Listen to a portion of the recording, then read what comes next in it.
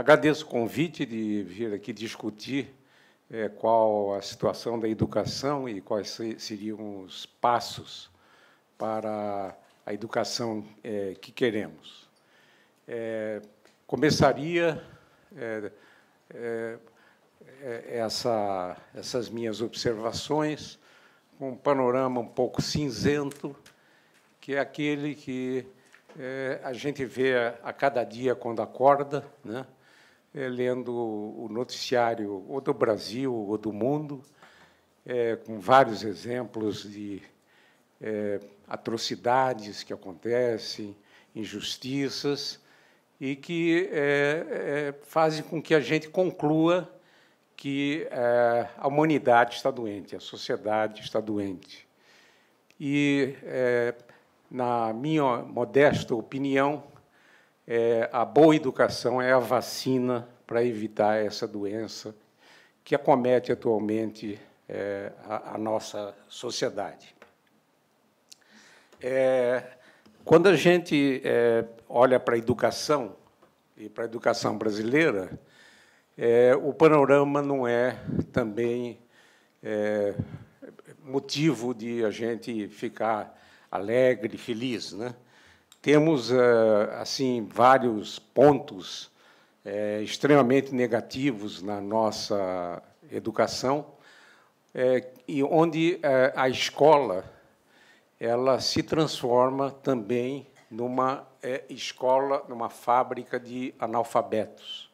Um número considerável de estudantes que frequentam o ensino fundamental, eles, depois de 3, 4 anos na escola, não aprendem a ler e a escrever.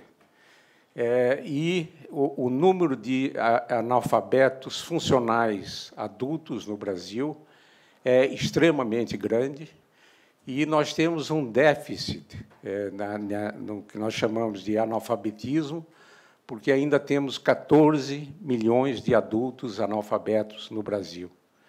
E, se tivéssemos uma boa escola, esse panorama não seria realidade.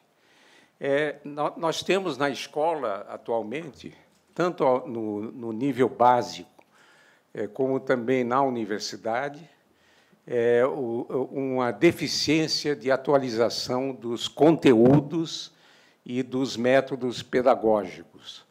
Quer dizer, esses conteúdos e métodos pedagógicos já estão ultrapassados há muito tempo, e é preciso que a gente faça uma verdadeira revolução educacional.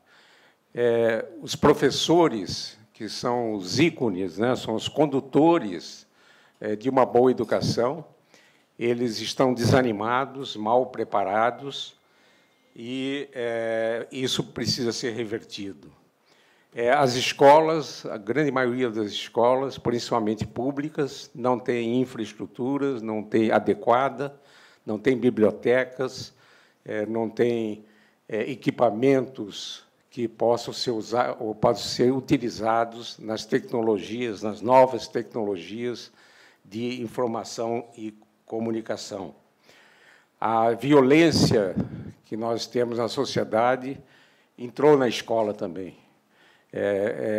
Existem professores que têm medo de ir à escola, pedem licença médica com medo de ir na escola. E aí eu me permito contar uma anedota, uma piada, que revela a atual situação da educação brasileira. A história começa às 6 horas da manhã, quando um pai vai acordar o filho e diz: filho, já são 6 horas da manhã, a escola começa às 7, você precisa ainda tomar banho, tomar café, se preparar para chegar às 7 horas na escola. O filho olha para o pai, e com uma cara muito de sono, e fala: pai, eu não vou à escola por 3 motivos. Primeiro, que eu estou com muito sono. Segundo, eu não aguento mais aqueles estudantes na escola. E terceiro, eu não aguento mais aqueles professores na escola. o pai diz: não, você precisa ir na escola por 3 motivos. Primeiro, você precisa cumprir o seu dever. Segundo, você tem 45 anos de idade. E terceiro, você é o diretor da escola. Eu contei essa história numa palestra para os diretores de escolas aqui do Distrito Federal. E, no debate, um dos diretores testemunhou que ele, frequentemente, era um personagem dessa história. Ele acordava e não tinha vontade de ir para a escola. E aí eu acho que, se a gente tiver uma outra história, aí a gente teria resolvido os problemas educacionais. E essa outra história seria às 6 horas da manhã, quando o filho vai acordar o pai e diz: pai, já são 6 horas, às 7 horas eu preciso estar na escola. Eu tenho que tomar banho, tenho que tomar café, e por favor, acorde para me ajudar a ir na escola. No dia que a gente tiver esse tipo de história, a gente talvez não precise do movimento Pedagogia das Virtudes. E o que a gente, para conseguir modificar esse enredo, né, das 2 histórias que eu contei, primeiramente, a escola precisa ser atrativa e agradável para a criança e o jovem. Quer dizer, o jovem tem que acordar o pai para ir para a escola. O meu neto, de 4 anos, me contou que viu uma estrela cadente e que fez um desejo ao ver essa estrela cadente. E eu perguntei a ele qual o desejo. E, para surpresa minha, ele disse: o meu desejo é que a escola nunca acabe. Então, esse precisa ser o desejo de todas as crianças e adolescentes desse país. E desejar que a escola nunca acabe me faz concluir que a escola que ele frequenta, que é uma escola infantil, é uma escola encantada. E as escolas todas, desde o nível infantil até a pós-graduação, ela tem que ser encantada. A nossa missão é encantar as nossas crianças e jovens. Numa escola ideal, que é aquela que nós queremos, os professores têm que estar felizes. E eles vão estar felizes se eles tiverem uma boa formação, se tiverem o reconhecimento social daquilo que eles fazem, que tenham uma carreira atrativa e que possam se gratificar espiritualmente com a missão nobre que os nossos professores têm, principalmente aqueles professores que atuam no ensino infantil e no ensino básico, no fundamental e médio. Os conteúdos, numa boa escola, numa escola que nós queremos, têm que estar ligados à realidade. Não tem mais sentido um professor de geografia querer que as crianças decorem as capitais de todos os países, ou os afluentes da margem direita do Rio Amazonas, da margem esquerda do Rio Amazonas. Antigamente, quando o professor era realmente a fonte de conhecimento, havia poucos livros e os livros eram caros, isso era legítimo, de jogar informação, depositar informação nos nossos jovens, como falava Paulo Freire, isso era legítimo. Mas, hoje, o conhecimento está aberto por várias portas e esses conteúdos devem ser revistos e ligados à realidade. A pedagogia deve ser orientada para a análise de temas, para a resolução de problemas, e, nessa análise de temas e resolução de problemas, o estudante vai amadurecendo a sua argumentação, o seu poder de crítica, o exercício da criatividade, de maneira que é um ponto importante. É preciso tirar o estudante da escola, através de visitas aqui ao Jardim Zoológico, ao Jardim Botânico, a museus, né?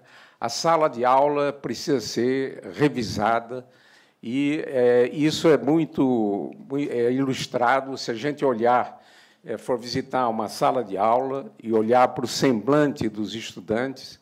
Eles estão chateados, né? O semblante é de uma pessoa chateada.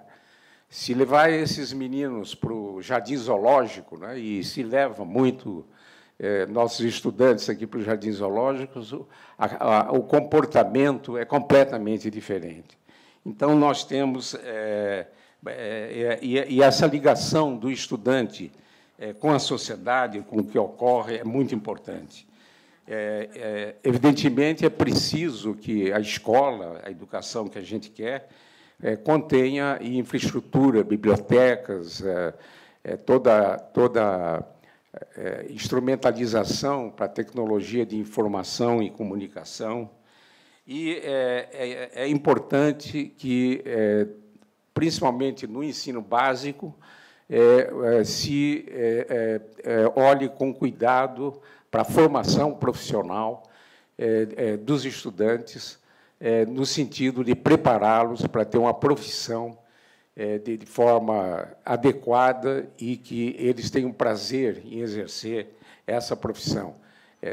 Não é só a sobrevivência, mas o prazer de estar cumprindo uma missão dentro daquele trabalho é importante. E esse tipo de trabalho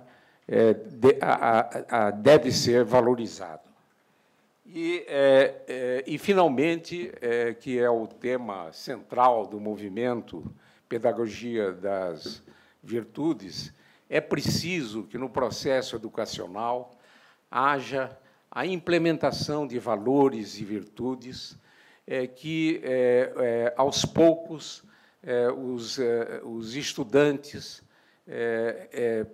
saibam que, na nossa vida, a gente precisa ser solidário, a gente precisa saber perdoar, a gente precisa ter moral, a gente precisa ter ética, enfim, toda esse leque de riqueza individual que cada ser humano tem que ter para poder conviver com os outros seres humanos. E, finalmente, eu terminaria dizendo que dos caminhos para que a gente possa proporcionar uma educação de qualidade a todos os brasileiros, a todas as nossas crianças, seria uma priorização para o ensino básico, tanto na dimensão do ensino infantil, fundamental e médio. E um dos caminhos que eu aprecio muito, espero que vire realidade, é o projeto do professor e senador Cristóvão Buarque de federalização do ensino básico, onde nós teríamos uma carreira única no Brasil e um mínimo de qualidade que possa ser oferecido a nossas crianças e jovens de todo o Brasil. Quando a gente fala em projeto de desenvolvimento integral, eu não estou falando de tempo integral. Não adianta nada a gente transformar 4 horas de presença de um estudante numa escola em 8 horas, se ele continuar a ficar chateado, aquelas 4 horas, ele vai ficar chateado às 8 horas, vai piorar, vai dobrar a tortura, né? Quando eu falo em desenvolvimento integral, é aquele estudante que, além da educação formal, que deve ser feita em parceria com a família e com a mídia, ele teria essas virtudes, essa riqueza de poder conviver com os outros seres humanos de uma forma harmoniosa, e isso que eu chamo de desenvolvimento integral. E o projeto de desenvolvimento integral, ele prevê que a criança, o Estado, comece a ficar preocupado e agindo na educação da criança quando a mãe souber que ela está grávida. E, nesse projeto, a mãe, durante a gestação, seria orientada por equipes multidisciplinares no sentido a se preparar como deve se portar quando a criança nascer, em duas dimensões. Na dimensão da saúde, que é extremamente importante, a alimentação, a higiene, vacinas, etc., mas também na dimensão do processo cognitivo.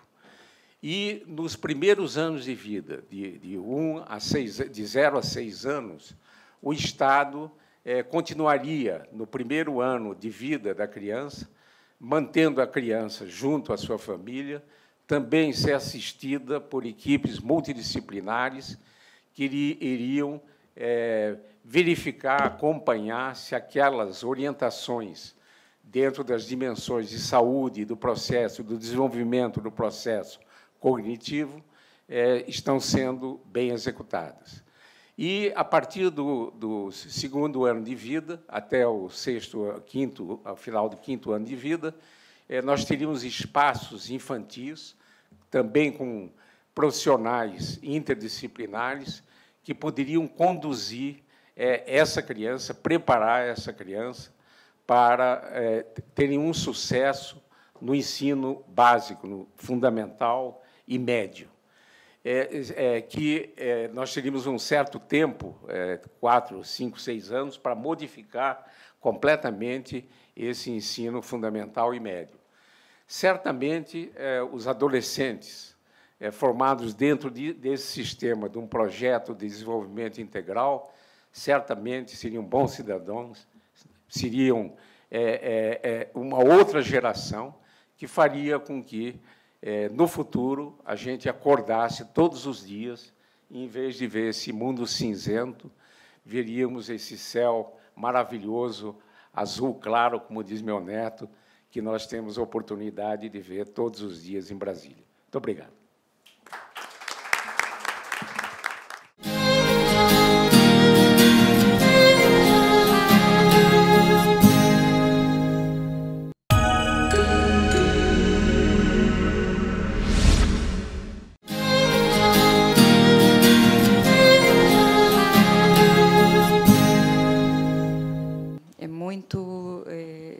Importante destacar aqui que eu não estou sozinha, né? Eu represento aqui um grupo que vem se dedicando ao estudo de valores humanos na educação formal também, não só na educação formal, mas também na educação formal, que tem algumas pessoas aqui presentes. Obrigada pela presença de vocês.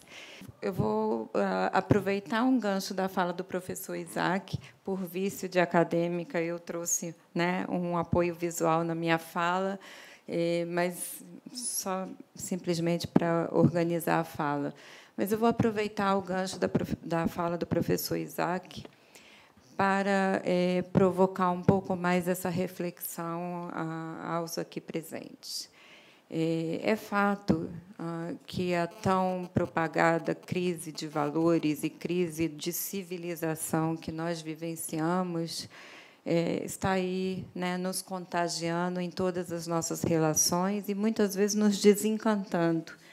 E, muitas vezes, inclusive, nos desanimando e desencorajando a continuar agindo, ou sonhando, desejando algo novo. E o professor, com muita propriedade, enumerou alguns, né, fatos, inclusive da vida escolar dos estudantes, relacionados a esse desânimo e a esse desencantamento. Mas a minha fala vem numa outra direção. Vem na direção desse otimismo. Assim como a gente tem experiências que nos desanimam, nos desencantam, temos eventos como esse, abrigados, acolhidos na universidade, que encontram ressonância, que encontram espaço, que reúnem pessoas em torno de sonhos. Enquanto a gente for capaz de sonhar, de desejar, de acreditar em algo diferente, há esperança. E eu acredito que sim. Então, eu gostaria de colocar para vocês, a primeira reflexão que eu faço com o próprio título do seminário, Passos para a Educação que Queremos, eu gostaria de, assim, em primeiro momento, pode suscitar uma expectativa de que a gente tenha uma espécie de uma receita ou de um manual, algo que possa nos orientar nas nossas ações, sobretudo as ações formativas e educativas. E essa não é a proposta, não vejo dessa forma. Mas existem alguns elementos que eu acho que são importantes considerar. O primeiro deles, eu acho que vai ao encontro do que o professor Isaac coloca, é que essa educação tem que ser centrada em valores humanos. Eu não vejo outra forma de a gente construir um mundo mais solidário, de a gente contribuir para um mundo mais justo, que eu acho que é o que nós estamos desejando. Todas as vezes que as pessoas se mostram indignadas, incomodadas, revoltadas com situações de violência, com situações de corrupção, com situações as mais diversas, contrárias a esse mundo justo e solidário, isso é um sinal de que nós ainda somos capazes de reagir e de que nossos valores estão sendo ameaçados, os nossos valores estão sendo confrontados. Então, essa educação centrada em valores humanos, na nossa perspectiva, no nosso grupo da Faculdade de Educação, ela é baseada em uma aliança entre pessoa, sociedade e planeta, ou podemos dizer, pessoa, sociedade e natureza. Conforme Guattari, pensando em todos que se interconectam com fundamento na ética da vida. Então, nós precisamos acreditar na vida e nos orientar e nos pautar nas nossas relações com base nessa ética, na ética do cuidado, o cuidado que começa conosco mesmo e se irradia ao cuidado com os outros indistintamente e se irradia ao cuidado com o planeta. Então, seriam níveis ou dimensões de relações e interrelações em que nós vamos nos constituindo como pessoa e nós vamos nos formando e nos educando. Entretanto, quando a gente fala de educar, e educar com base nos valores, em geral, as pessoas pensam no outro, em educar o outro, em formar o outro, em formar valores no outro. Mas como é que a gente pode ensinar aquilo que a gente não é? Como nós podemos transmitir ou formar aquilo que nós não valorizamos? Então, um aspecto que é importante que a gente reconheça e que a gente considere é que os valores, as crianças não nascem com valores, elas aprendem valores, elas se constituem nesses valores a partir das suas interações sociais, a partir das experiências, das relações, que não começa na escola. A criança começa a aprender sobre valores, sobre ser e estar no mundo, primeiramente na sua família. Então, a educação, ela, atualmente, a responsabilidade tem recaído quase que exclusivamente sobre os professores, sobre os educadores. Mas a tarefa de educar e a tarefa de educar com base em valores em uma sociedade não é exclusiva da escola. Isso é uma questão que a gente precisa reconhecer. E eu tenho visto muito na minha experiência e por relatos de alunos, os mais diversos, que as pessoas vivenciam um certo jogo de empurra. As famílias empurram para a escola aquilo que não se consideram capazes de fazer ou não sabem como fazer, que é a tarefa de educar para a vida os seus próprios filhos. A escola, como o professor Isaac colocou muito bem, muitas vezes acha que a sua tarefa é ensinar conteúdos por meio de práticas pedagógicas já sistematizadas. E, pasmem vocês, muitas vezes não com o uso das novas tecnologias. A grande maioria, a realidade das nossas escolas públicas ainda está centrada no livro, no caderno, no ditado, no quadro e no giz. Se quer o acesso às novas tecnologias, é uma realidade disseminada em todas as escolas da nossa rede pública de ensino, falando da educação formal básica. Então, família e escola precisam estar nessa aliança também, porque a formação de valores começa na família. E, muitas vezes, há um conflito. A escola caminha em uma direção, a família em uma direção totalmente contrária. Eu gostaria de compartilhar um exemplo aqui com vocês, que vai nessa linha de que não temos uma resposta imediata, mas temos, né, algumas questões que precisam ser consideradas.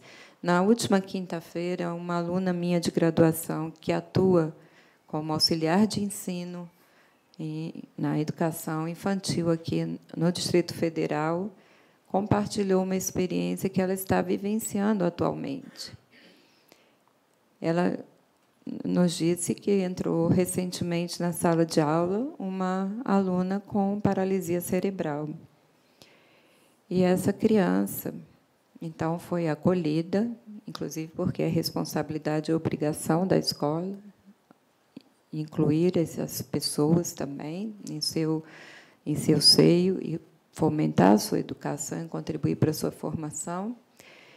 E, imediatamente, um coleguinha sentado na mesma mesa se levantou, pegou o caderno e se isolou no fundo da sala.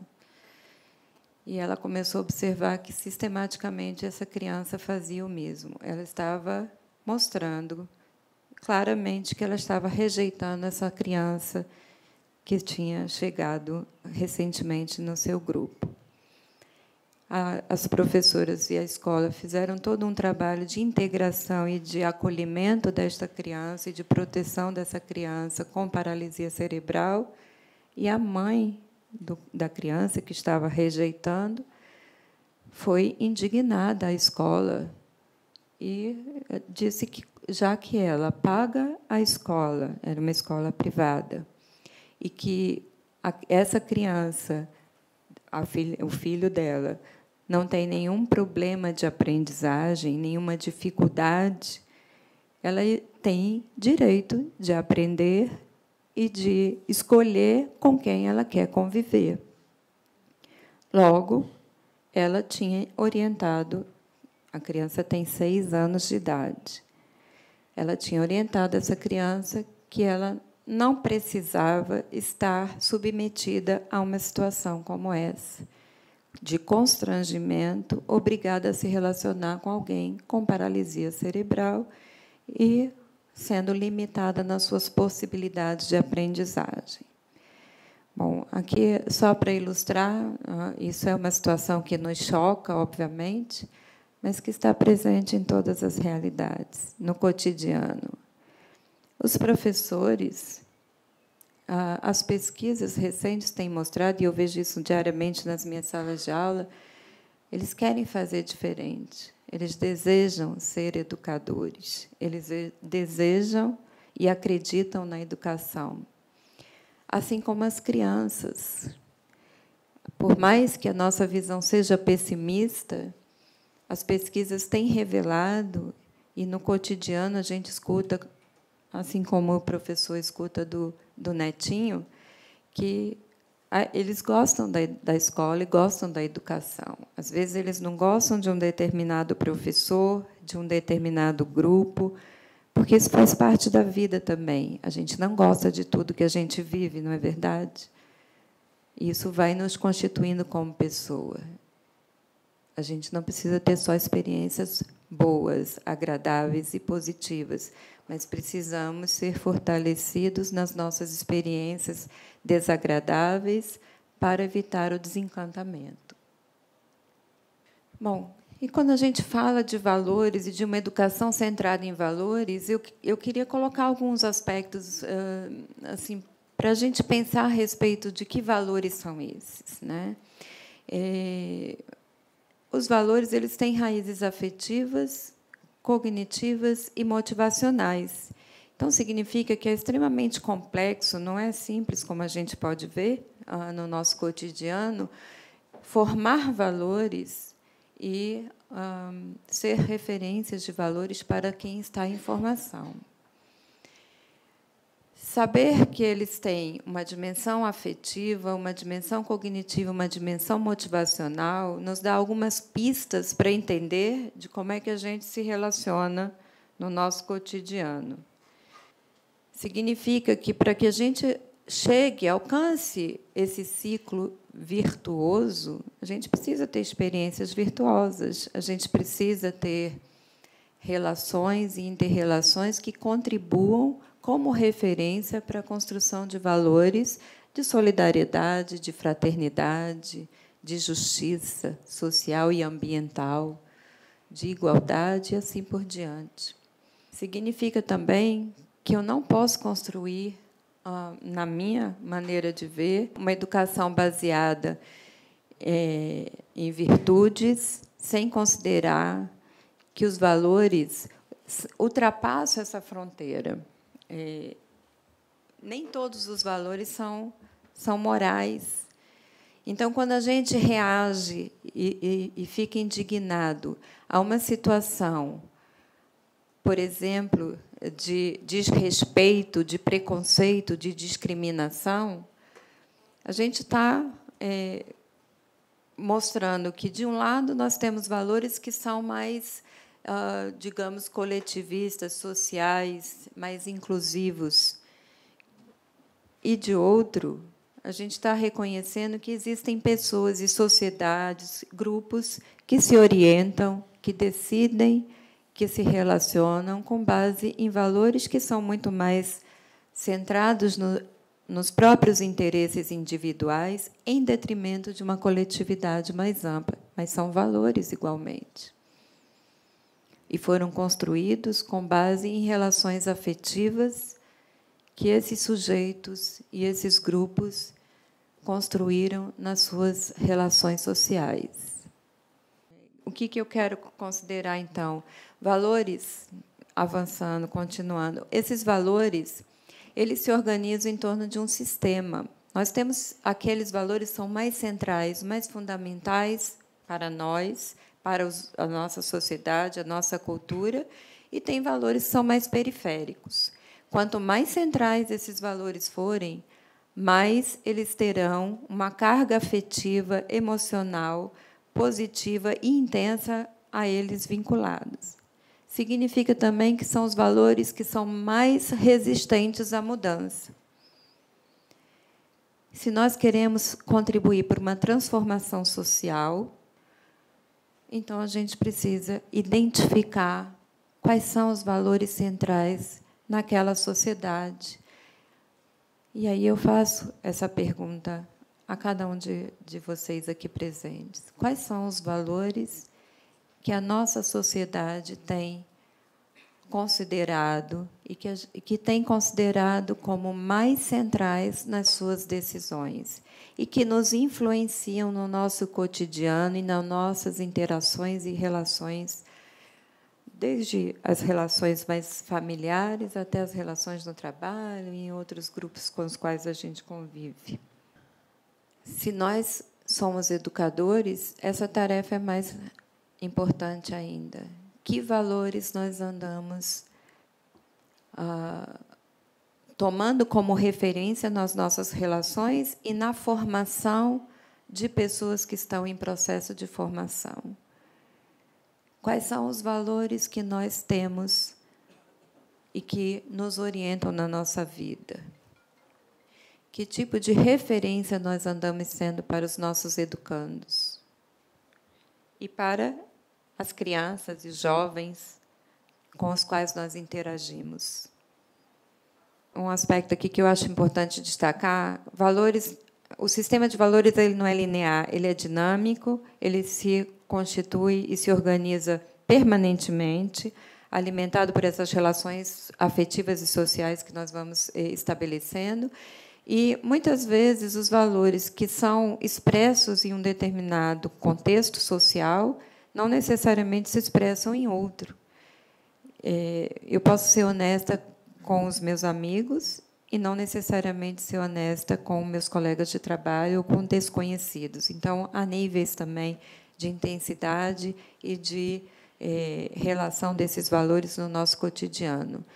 Ao mesmo tempo, eu acho que é importante destacar, eu passei muito rápido aqui, valores não necessariamente são morais, os valores ultrapassam essa fronteira. Então, a gente pode ter pessoas que não necessariamente são a referência para um mundo solidário e justo, que estão sendo referências da construção de como ser no mundo e se relacionar no mundo para as crianças, os jovens e as pessoas, de modo geral, na convivência social. E isso é uma questão que a gente precisa pensar seriamente. Então, para concluir, eu gostaria de destacar a questão da transversalidade dos valores, independente de práticas pedagógicas, de métodos de ensino, de conteúdos de ensino. No meu entendimento, toda a formação, e, sobretudo, na atualidade, ela tem que ser centrada nos valores. É muito mais importante manter esse encantamento, esse sonho, do que mostrar conteúdos que a criança, inclusive, pode ter acesso, o jovem, em outros meios. Não acredito em educação de valores sem uma aliança solidária entre família, sociedade, enfim, todas as instituições e pessoas em torno de um interesse comum. É importante a gente refletir sobre os sentimentos que a gente anda provocando nas pessoas. Muitas vezes a intencionalidade é a melhor possível, mas o resultado é desastroso, porque os sentimentos que vão ali vinculados não são os mais agradáveis e prazerosos de se experienciar. É importante trazer o saber, né, o cotidiano da vida das crianças, dos jovens, dos universitários, das pessoas de modo geral, para os espaços de formação. Então, se a gente não reconhece isso, dificilmente a gente vai reconhecer aqueles valores que já estão em processo de formação e constituição e que se fortalecem, muitas vezes, nos processos educativos formais. Portanto, a gente está falando de uma pessoa que é inteira, que tem corpo, mente e emoção.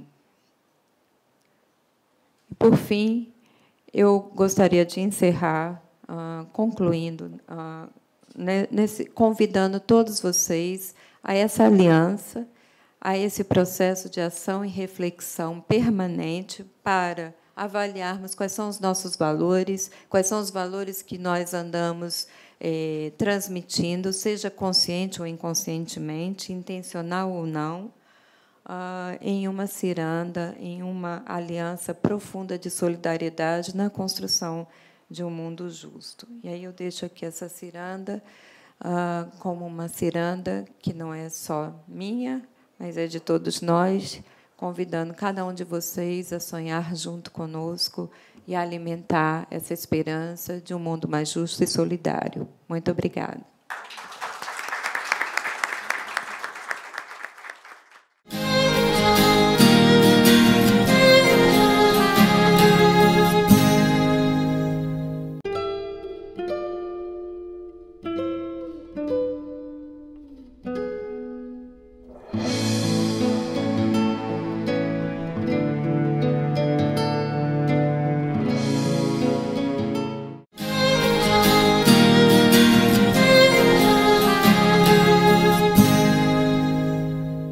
Eu acho que eu tenho coisas das duas falas aqui hoje.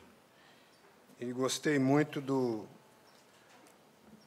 professor Reutemann, quando ele colocou essa ideia da preparação da mãe, né? para toda essa preparação para a criança ir para a escola. Eu só acrescentaria aqui, professor, como uma sugestão, é de colocar o pai na equação, porque ele realmente precisa se envolver no processo educacional também, porque ele é muito analfabeto, mais analfabeto que a mãe, nesse sentido.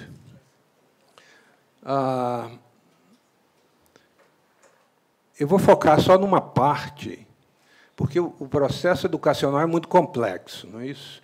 Eu vou focar só numa parte, focar em 2 atores que são os principais componentes, a meu entender, dentro do processo educacional, que é o professor e o aluno. Eu acho que a aprendizagem é uma coisa maravilhosa. É lindo você aprender, não é isso? Eu me lembro assim de olhar o ninho de um passarinho pela primeira vez, e ali você vê, às vezes você vê um ovinho e um passarinho pequeno, né? Aquilo mexia com o seu coração. É um negócio que você, puxa, eu quero aprender mais sobre os pássaros, né? E então a aprendizagem, eu acho que é uma coisa maravilhosa, é uma coisa que exercita a mente, exercita o seu processo cognitivo, exercita a sua inteligência. Embora eu acho... E para que a educação se dê, tem que ter um modelo educacional. E eu acho que nós estamos com muitos problemas, como já foi falado aqui, com o modelo educacional vigente. É claro, não são em todas as escolas. Eu conheço escolas maravilhosas, né, onde o modelo educacional está mesmo similar, como o professor Reutemann disse, acho que do seu neto, né? Tem modelos fantásticos aí, mas é muito pouco ainda e não estão dentro do governo. Então, tem muito pouco acesso ainda para as pessoas. Então, eu sempre pensei que a aprendizagem é você descobrir sobre você, sobre o outro, sobre as pessoas, sobre os pássaros, sobre o céu, sobre tudo. Acho que, para mim, isso é aprendizagem. Mas, com o modelo educacional, nós temos focalizado só num aspecto, que é de ganhar uma profissão e depois fazer dinheiro. Não tem nada errado com isso. O problema é que a gente fica só preso a isso. E, se você assistir o filme Morango Silvestre, do Ingmar Bergman, você vai entender o que eu estou falando. Que a gente se torna doutores e pós-doutores com a cabeça muito cheia e esquece da pessoa que está sentada na nossa frente. Não é isso?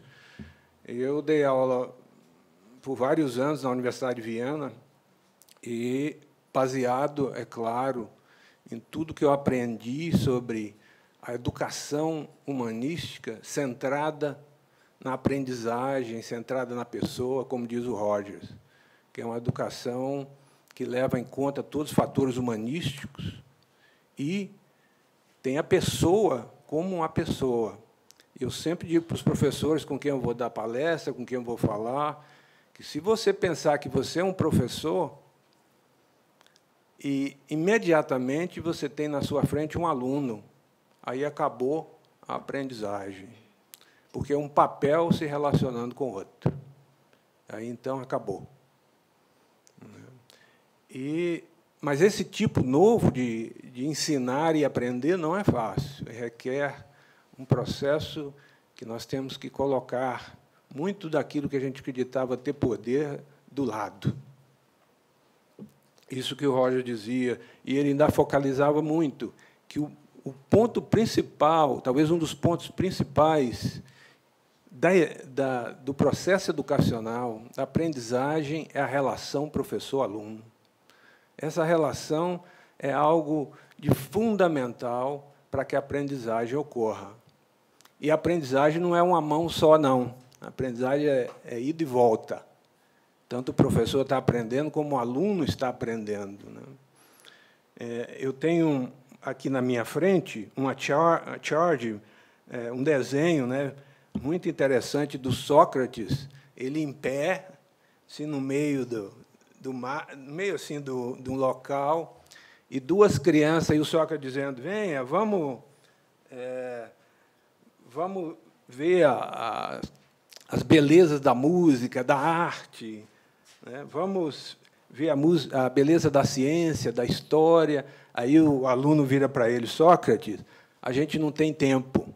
Sócrates, nós estamos estudando para fazer o teste, fazer a prova, né?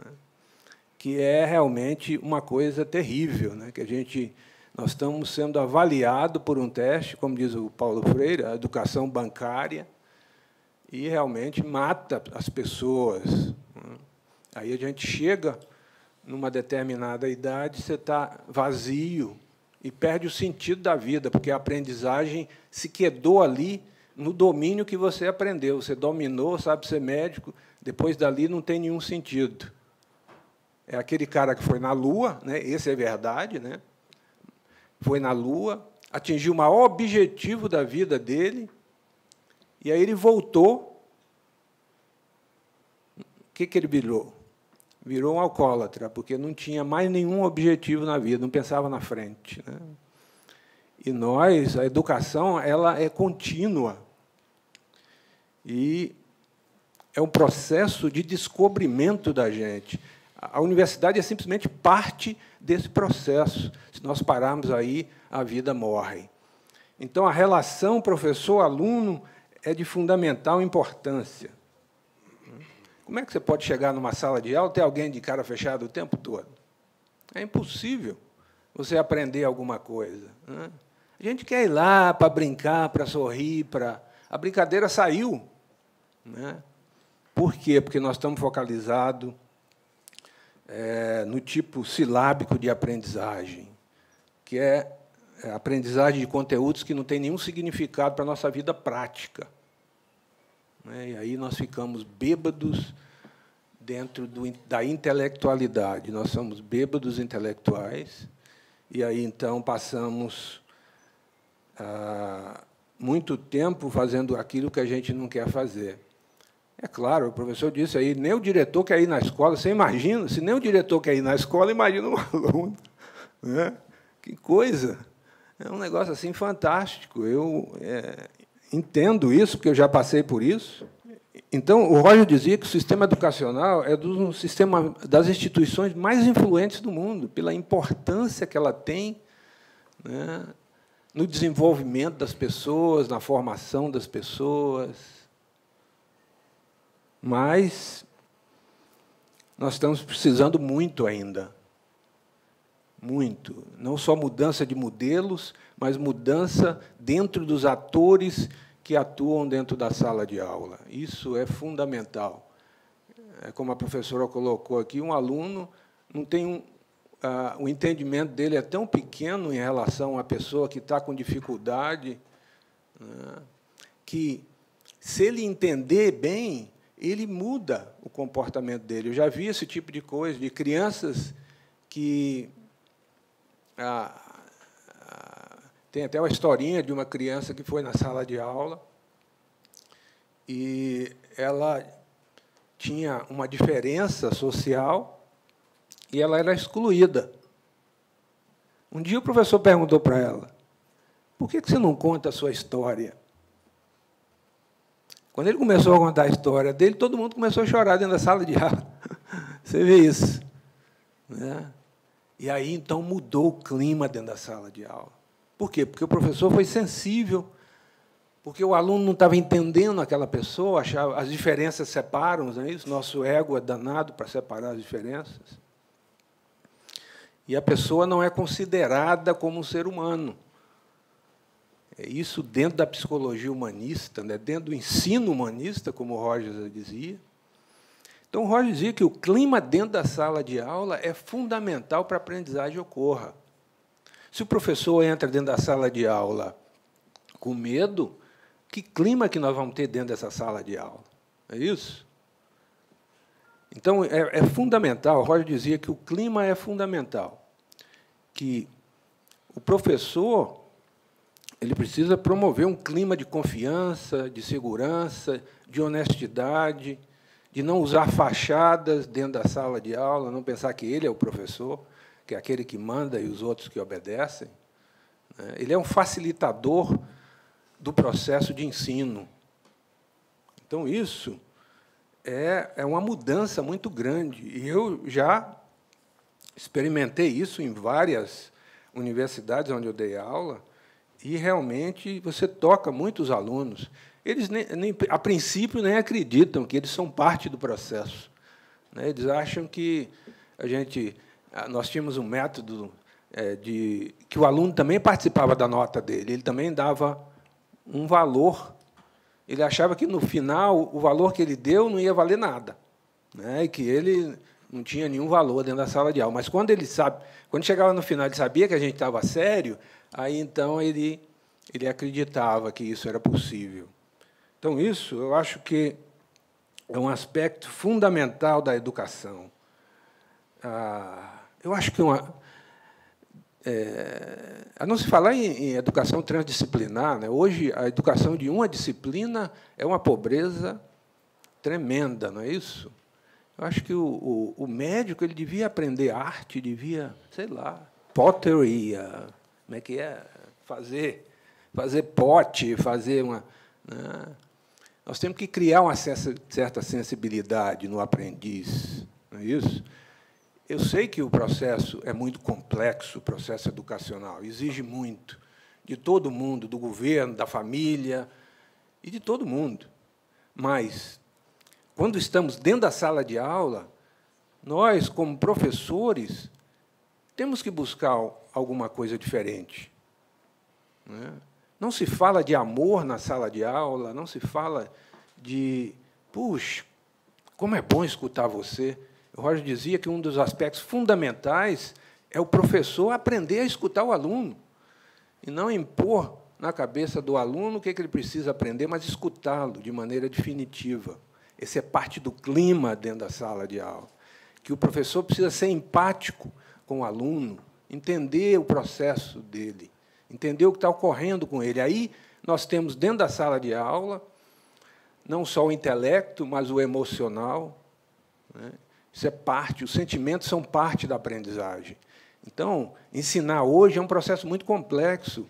O professor, ele, às vezes, fica muito para trás de não aprender com esse processo. Está certo que nós temos que brigar pelos nossos direitos, fazer as nossas greves, enfrentar, mas, quando chegar na sala de aula, a gente tem que botar isso da porta do lado de fora. Então, não entra na sala de aula. Isso.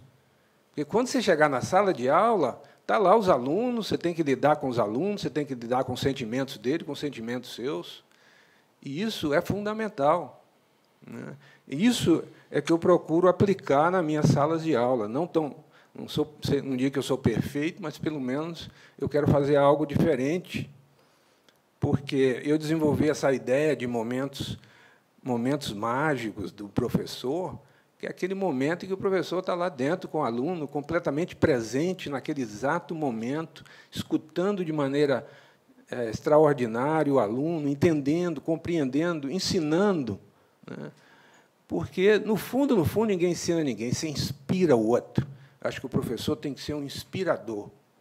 Se ele entra chateado dentro da sala de aula, se ele entra depressivo, se ele entra com ansiedade, o tom da aula vai ser completamente diferente. Então, tem que haver uma interação entre essas disciplinas. A psicologia, a educação tem que interagir mais. E eu já trabalhei com psicólogo, com professores. Eu morei um tempo nas Bermudas, e lá trabalhava com o sistema educacional, trabalhei com professores. Eu notei que o professor, quanto mais conflitado ele tiver, pior é a aula dele. Ele fica mais rígido, ele fica mais duro, ele não escuta o aluno. O aluno tem que aprender, fazer os testes e pronto. Tem que ficar calado, tem que ficar quieto, não pode se mexer. Então, é uma complexidade muito grande. E, hoje, por exemplo, outro dia eu estava dando aula na universidade e para professores, olha só. Aí, um dos professores, Pegou o celular e estava... Eu perguntei para ele, se você fosse professor, o que você faria? Falei, mas será que isso é um depoimento sobre a qualidade da minha classe? Da minha capacidade de dar aula? Né? Então, aí gerou uma discussão muito grande. Né? Mas, às vezes, a gente tende a ignorar esse tipo de coisa. Né? E aí, então, a classe fica morta. Nós temos que botar suco. Onde não tiver suco, nada acontece. Então, o suco dentro da sala de aula é fundamental. E nós temos que separar isso, nossas brigas com o sistema da escolar, com o de dentro da sala de aula. Isso, para mim, é fundamental. E a minha contribuição dentro é que, quando eu trabalho com professores, a gente trabalha também com os problemas emocionais dos professores, deles entenderem, deles compreenderem em que contexto utilizar o seu processo emocional. Hoje se fala muito de inteligência emocional. O professor tem que ter uma boa inteligência emocional para lidar com os alunos e com a complexidade que tem hoje, né, de usar celular na sala de aula, de fazer uma série de coisas, que são problemas que não são fáceis de lidar dentro da sala de aula. É isso? Então, para mim, é uma das coisas fundamentais dentro da sala de aula, é a alegria, é a poesia, é o contato que você tem com o aluno, né, a riqueza que você tem de aprender com aqueles que estão ali do seu lado. Porque nós somos todos companheiros nessa viagem de aprendizagem, que muitos, como diz o Rogers, muitos, às vezes, desviam, mas volta depois. Todos nós estamos numa caminhada, não é isso? Caminhada e que a gente não pensa muito. Eu acho que eu faço uma diferença entre espiritualidade e religião. Acho que a espiritualidade é uma coisa fundamental na vida das pessoas, e, sem ela, a vida fica muito vazia. Acho que o professor também deve colocar um pouco de espiritualidade dentro da vida, né? E ver a vida de novo ângulo, e ler poesia, e ler, sei lá, ver arte, fazer uma arte. E isso tudo enriquece o professor. Né? E a gente, às vezes, vai para a sala de aula, está deprimido, está sem poder. Né? Puxa, nós temos que ter condições de mudar o nosso estado interno. Hoje nós estamos numa época que é importantíssimo cuidar do nosso processo interno. Tem um sistema de pensamento que dizia que nós somos muito tolerantes com as nossas divagações internas. Nós deixamos aqui a cabeça e sem lidar com esse processo interno. Pois tem 3 coisas fundamentais para a gente dar uma aula excelente. É o seu estado interno, a sua fisiologia, a maneira como você se apresenta, a sua alegria, o seu movimento interno. O segundo é foco. Se você estiver dentro da sala de aula, se não estiver com foco dentro da sala de aula, se você estiver lá fora, realmente as coisas vão acontecer de maneira completamente diferente. E o terceiro é a linguagem que a gente usa. Você pode ensinar a aula de maneira positiva ou de maneira negativa. E hoje nós sabemos a influência da psicologia positiva e sabemos até da neurociência, que quanto mais positivo você fica, mais você cria um caminho cerebral que movimenta, que relaxa, que libera neurotransmissores e que traz maior felicidade para todos nós. Então, é isso, minha fala. Agradeço muito a vocês por ter vindo aqui nessa tarde, tirado do seu tempo. Né? E um abraço. Obrigado.